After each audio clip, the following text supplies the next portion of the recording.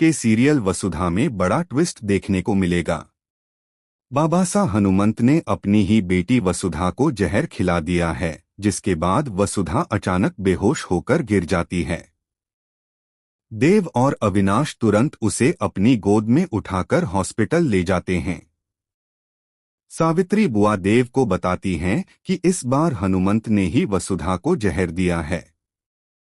यह सुनकर देव पूरी तरह से टूट जाता है।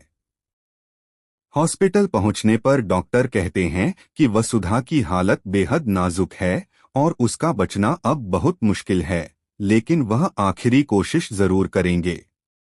यह सुनकर देव गुस्से में आ जाता है और डॉक्टर से कहता है कि तुम्हें यह कहने का हक किसने दिया कि मेरी वसुधा नहीं बचेगी। तुम बस इलाज करो, बाकी सब माता रानी पर छोड़ दो। इसी बीच कोई औरत देव को सलाह देती है कि अगर वह माता रानी की विशेष पूजा करेगा तो वसुधा की जान बच सकती है। देव तुरंत मंदिर पहुंचता है और पूरे मन से माता रानी से प्रार्थना करता है कि चाहे उसकी जान चली जाए, लेकिन वसुधा को बचा लें। पूजा के दौरान देव टूटकर रोने लगता है और मन ही मन फैसला करता है कि अब वह सारी सच्चाई अपनी मासा के सामने रखेगा। देव अपनी मां चंद्रिका सिंह चौहान के पास जाकर कहता है कि वसुधा की हालत के पीछे किसी और का नहीं बल्कि उसी का हाथ है।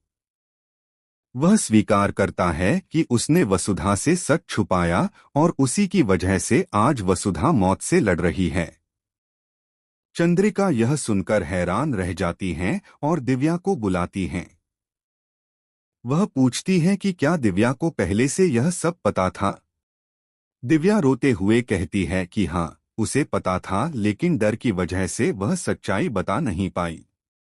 यह सुनकर चंद्रिका बेहद नाराज हो जाती हैं और कहती हैं कि इतना बड़ा सच छुपाना बहुत बड़ी गलती थी। अब देखना दिलचस्प होगा कि क्या देव की पूजा सफल होगी और वसुधा की जान बच पाएगी या नहीं।